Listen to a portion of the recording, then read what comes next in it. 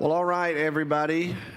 Welcome to today's Pastor's Bible Study. We're glad you're here in this room. Welcome. And we're also grateful to have you online.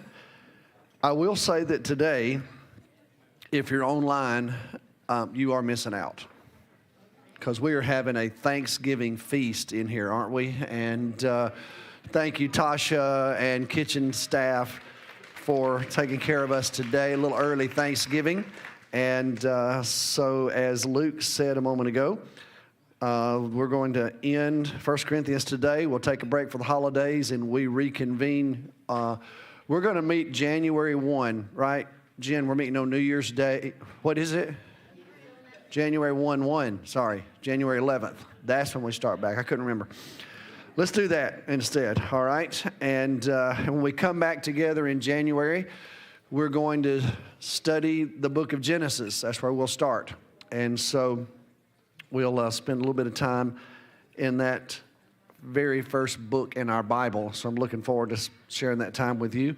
Our theme is going to be, why does it matter?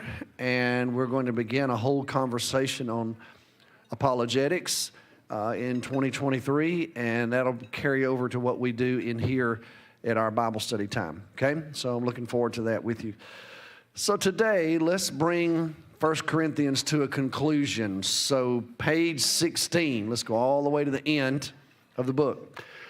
When you get to this last page, the very end of this, it's a pretty lengthy letter by ancient world standards. As placed there in your outline today, this is the closing section.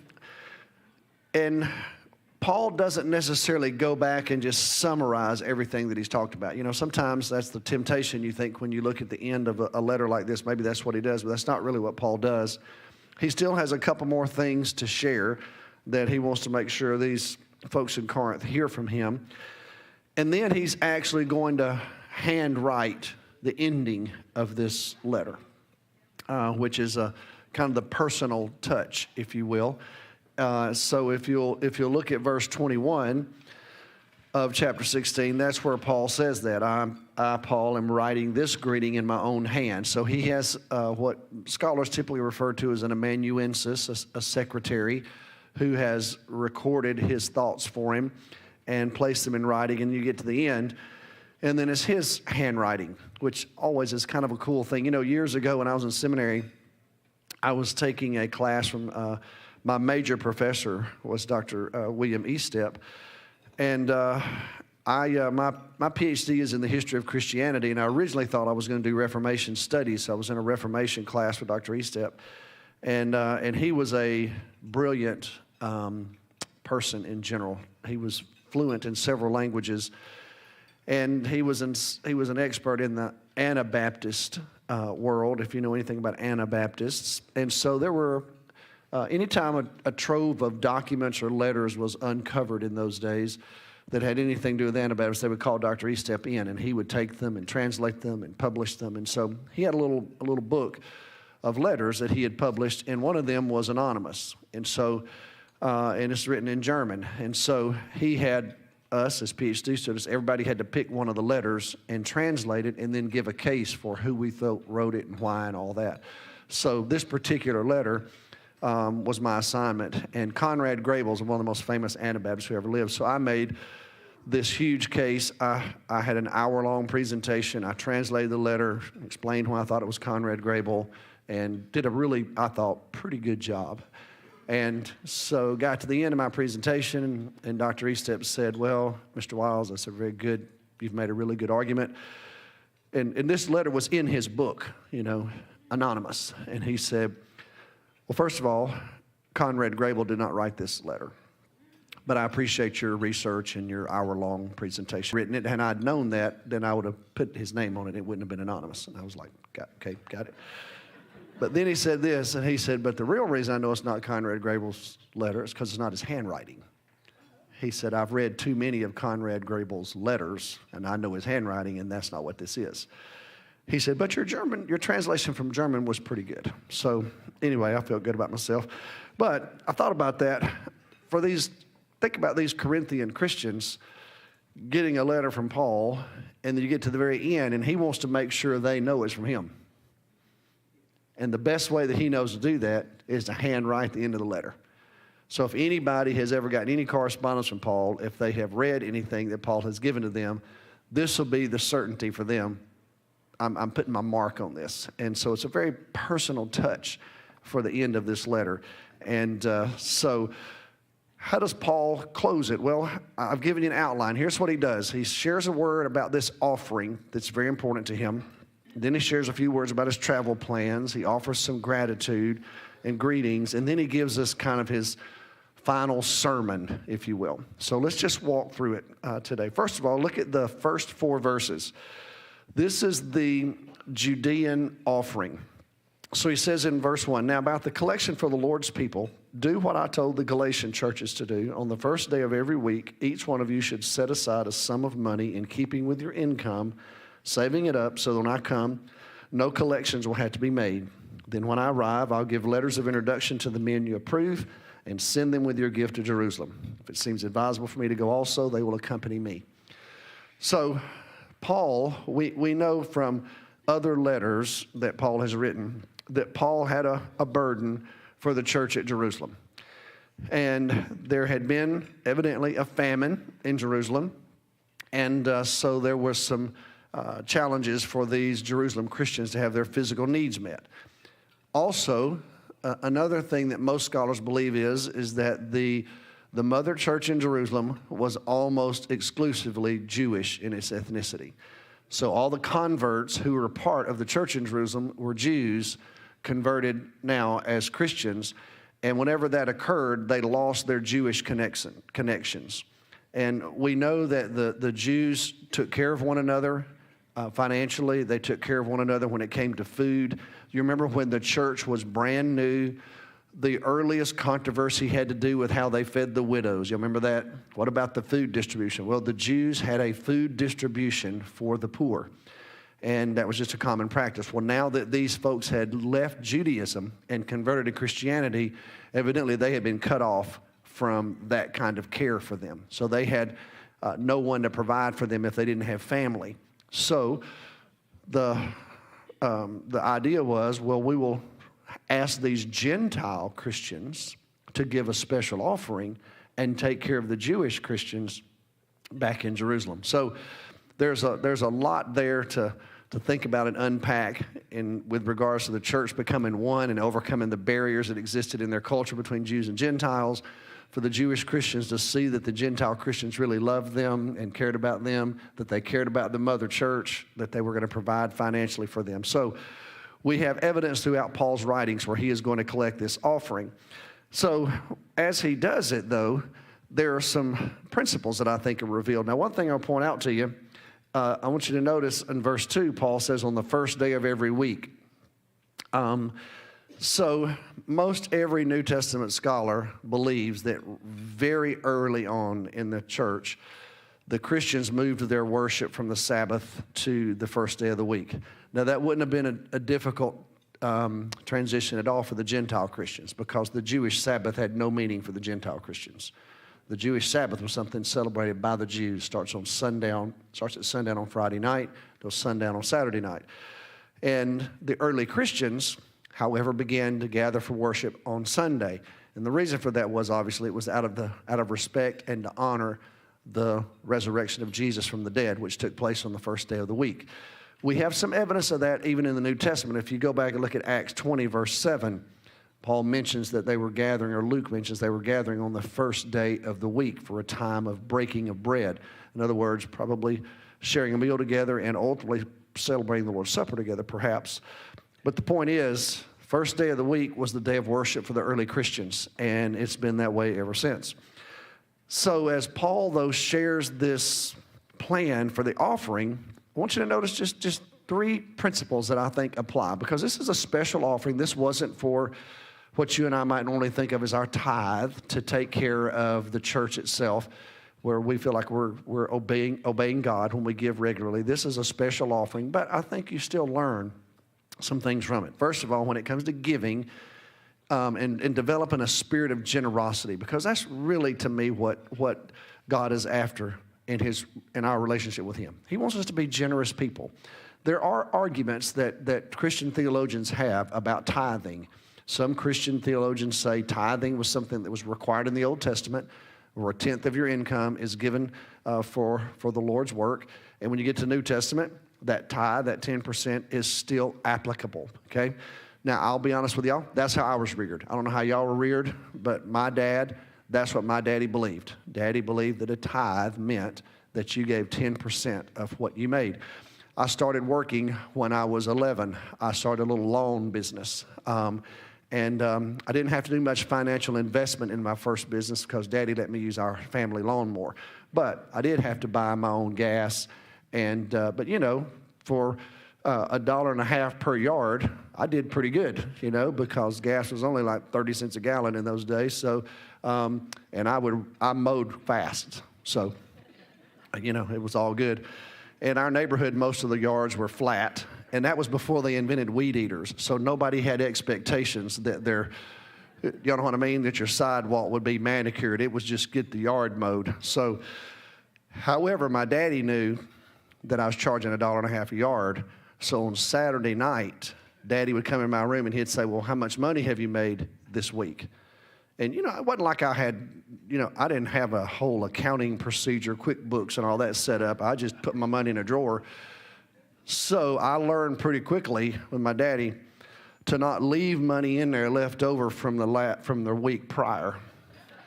Because what my daddy would do is he would come in with my envelope and he would look and count the money in that drawer, and a tenth of it went in that envelope.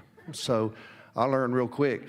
I wasn't dishonest. I did put my money that I earned, but I didn't leave any from last week in that drawer. That went in another drawer, you know, because I wasn't that generous. But anyway, but he was trying to teach me that the first fruits goes to the Lord, that, you know, the Lord's who's given you the gift to work and all that. So the idea that even for Christians that tenth still applies. A lot of theologians believe that. Some Christian theologians say, well, in the New Testament, there's no specific command for tithing, so it's not necessarily a 10% rule. It's just you regularly giving a portion of what you make and investing it in the kingdom of God. Does that make sense? Kind of two different views. Regardless of which view you take, these three principles still apply. First, intentionality. You have to actually intend to do it. What I've learned about giving is if you don't intend to do it, you usually just don't do it. You just have to know this is something I'm supposed to do.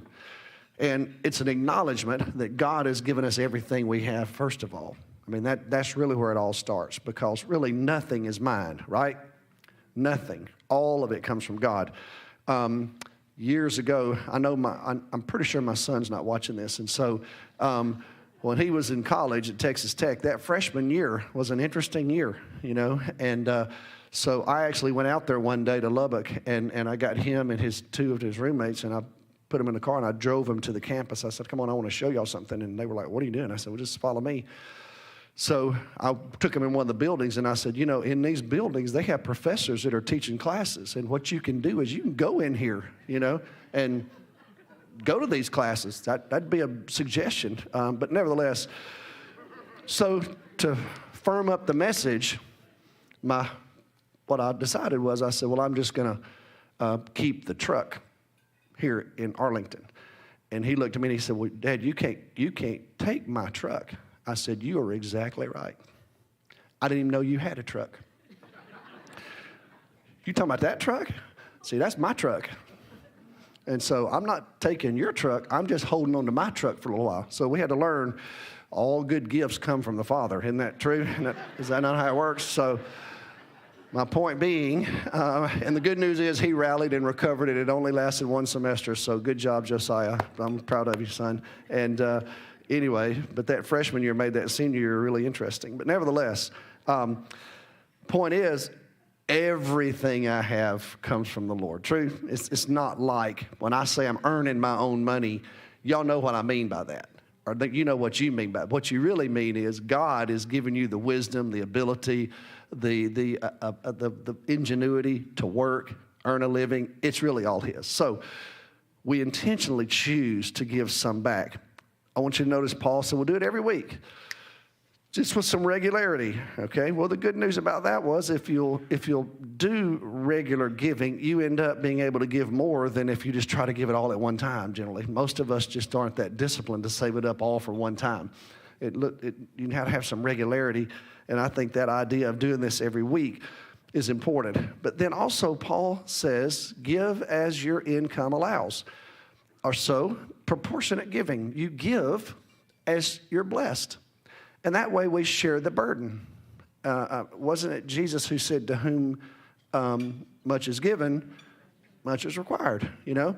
I remember we had a layman give a tithing testimony at our church when I was in Garland, and he told us that when he first got married and had his first job, his daddy was very much like my dad, and he said, so I made a commitment, I'm going to give 10% of my income to the Lord. And he said that first year I made $10,000, and we gave $1,000 to, as a tithe.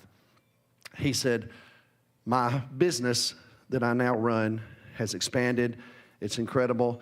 And he said, last year, I made $10 million. He said, so my tithe was $1 million. He said, now, which one of those you think was easier for me to give? That 1,000 that I gave when I was really young, or the 1,000,000? Well, somebody in the church said, well, that 1,000. He said, you're crazy. $1 million is $1 million. He said, what are you thinking? He said, but I built into my life proportional giving when I was young, and so I never have thought about it really much again. Does that make sense? In other words, Paul said, give according to what you can. So those I think are important. So I would say when we think about generosity, being intentional, being regular in it, and also giving as the Lord has blessed us. And I think that's just true, not just for a special offering, that's just true in general. Then Paul shares some brief travel plans, okay? And I think the reason that Paul does this is because this church has some expectations of Paul. He's been there, he helped establish the church. They've got, there's some issues and challenges in the church, and they are expecting Paul to stay connected to them, and he wants to stay connected to them. And so he shares with them that I do have some plans regarding you because he wants to stay connected to them. That starts in verse 5. He says, after I go through Macedonia, I'm going to come to you. I'll be going through Macedonia, which is where Corinth was. He said, perhaps I'll stay with you for a while, even spend the winter. You can help me on my journey wherever I go. He says, I don't want to see you now make only a passing visit. In other words, if I come right now, I'm not going to stay long because I've got other plans and other things I want to do. I want to spend some time with you if the Lord permits. So he's in Ephesus when he writes this. So that puts us at Acts 19. So if you want to look in the book of Acts and connect where Paul is when he writes this, that's where he is.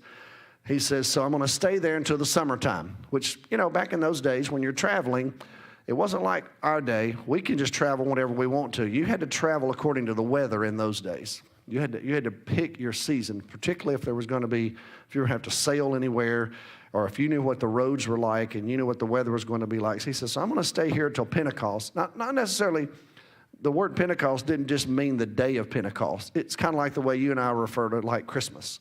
I'll see you at Christmas. Well, you don't necessarily mean Christmas Day. You just mean the season of Christmas. So he's basically saying, I'm going to stay here until the spring.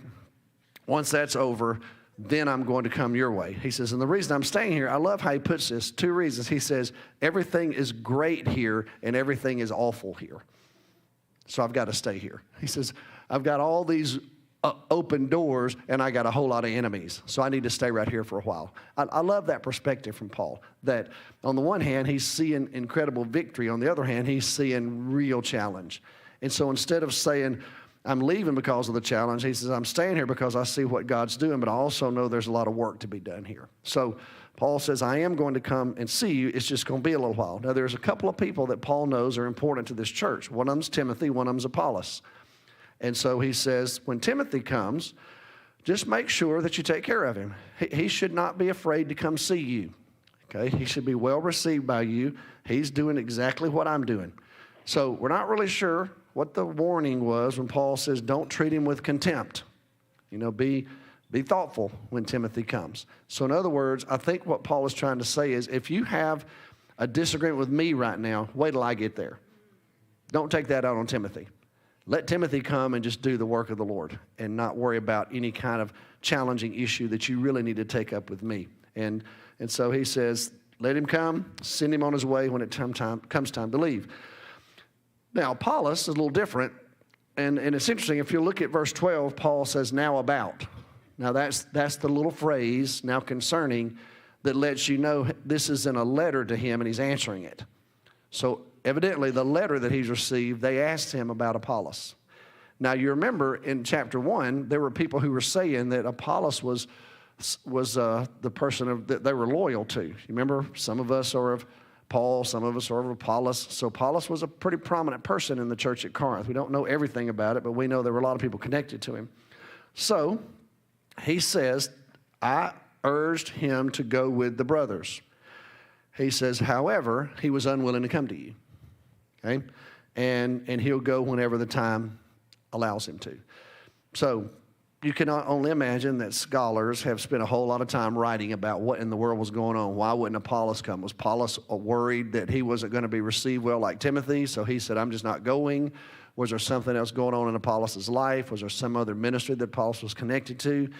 You know, we can do a lot of conjecture, but in all honesty, y'all, the bottom line is all we know is that right there.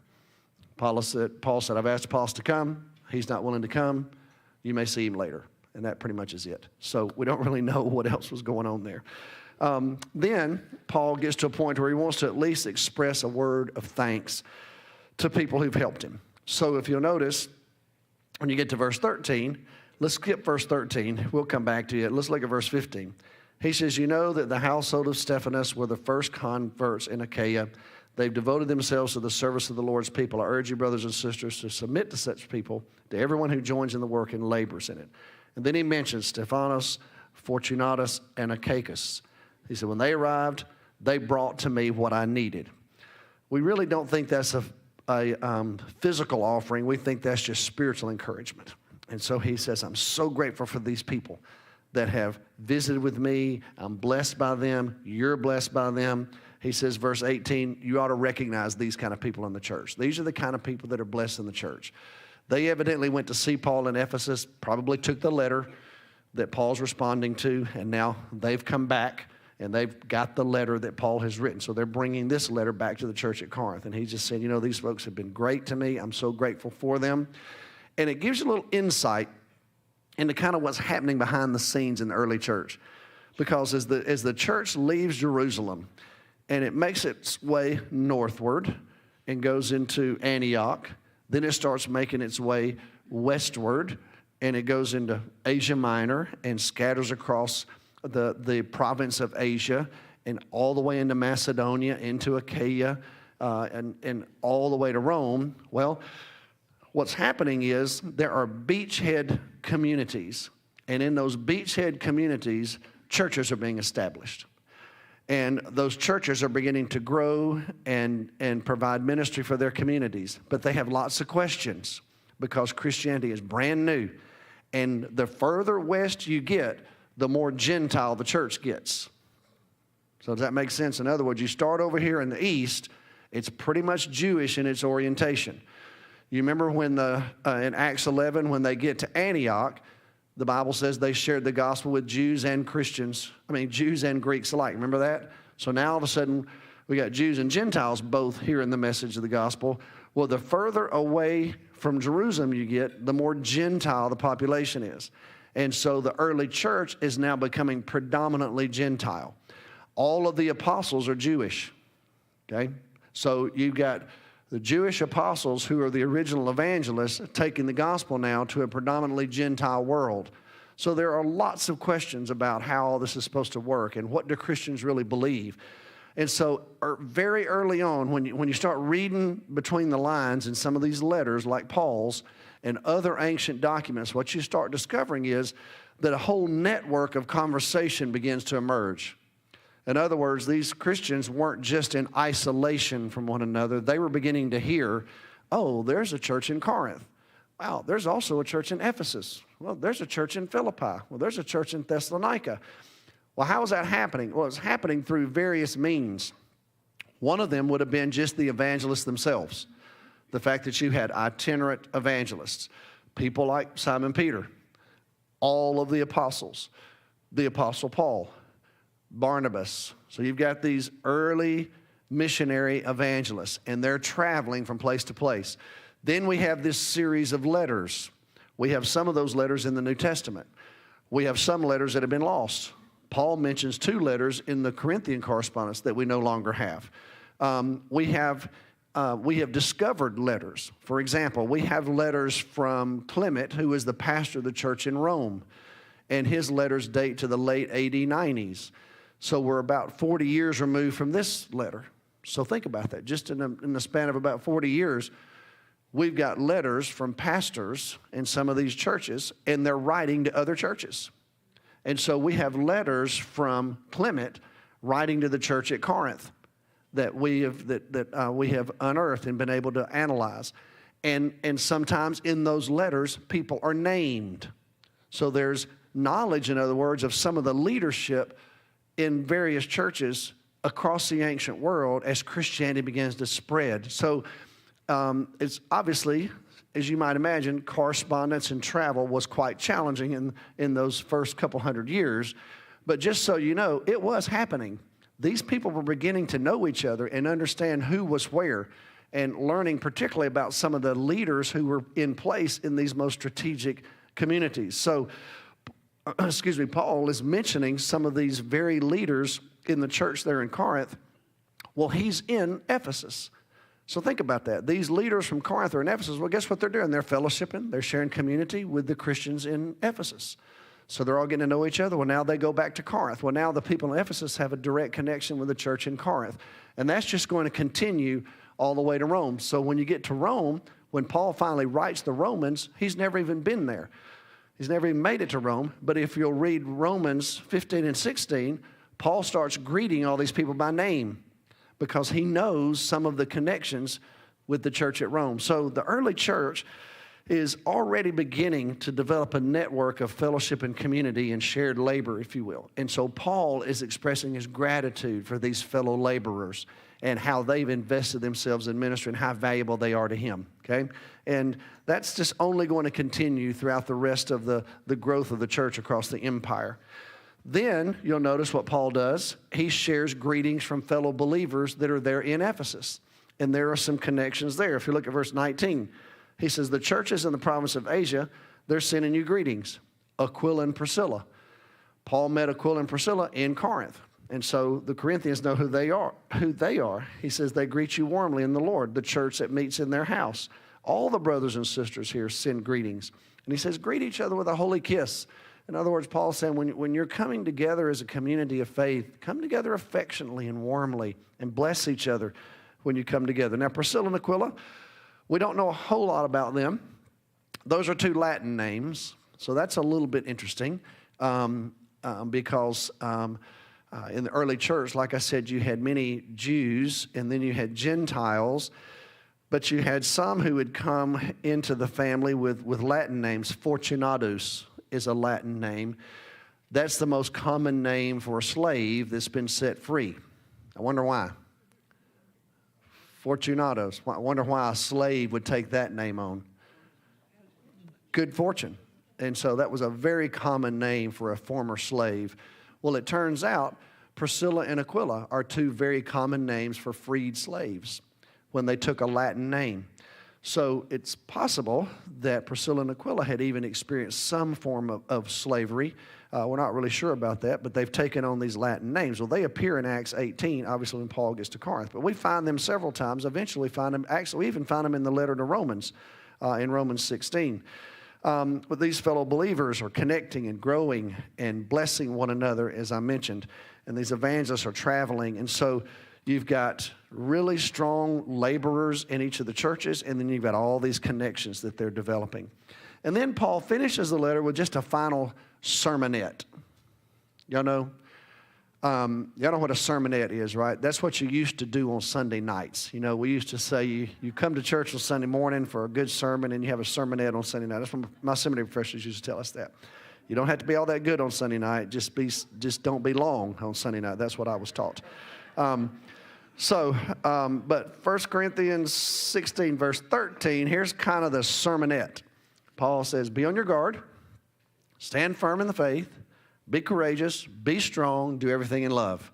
Now, that's not a summary of 1 Corinthians. That's not what this is. This is just like Paul's at the end of the letter, and it's almost like Paul is telling his secretary, okay, before we end this letter, tell him this. Let me make sure you hear this from me, okay? Be strong in the Lord. Stand strong in your faith, he says. Maintain the commitment that you know you have. Be courageous. And also remember, you do everything in love. Well, he's just written to them one of the most beautiful treatises on love that exists anywhere in any language, 1 Corinthians 13. And so he says, remember, that's how you're supposed to live. That's how you engage in your relationships with each other. Love well. Then he says something a little bit harsh. I think it's a little bit harsh. If you look at verse 22, he says, if anyone doesn't love the Lord, let that person be cursed. That's a little harsh. Would y'all not agree? But the Greek word is anathema. So he says, if anybody says they don't love Jesus, that's Lord is code word for Jesus for Paul. He says anathema. Well, it is a harsh word. However, I would tell you it's contextualized a little bit because the teachers in Paul's day used that word often. The rabbinical writers, the ones who wrote in Greek, many times would use that word anathema. And it was basically a way of saying, here's how seriously we take this. We believe in this so much. And I think that's Paul's heart. I think Paul is saying, this is how much we believe in this. If you're just not going to embrace this, well, then you're going to experience this curse, if you will, this judgment, I think is what Paul is saying. We know Paul's heart. We've listened to Paul enough to know he's not wanting to curse everybody. That's not his point. I think it's more of a saying that was very typical for teachers in his day, and it's a reminder of just how serious this all is.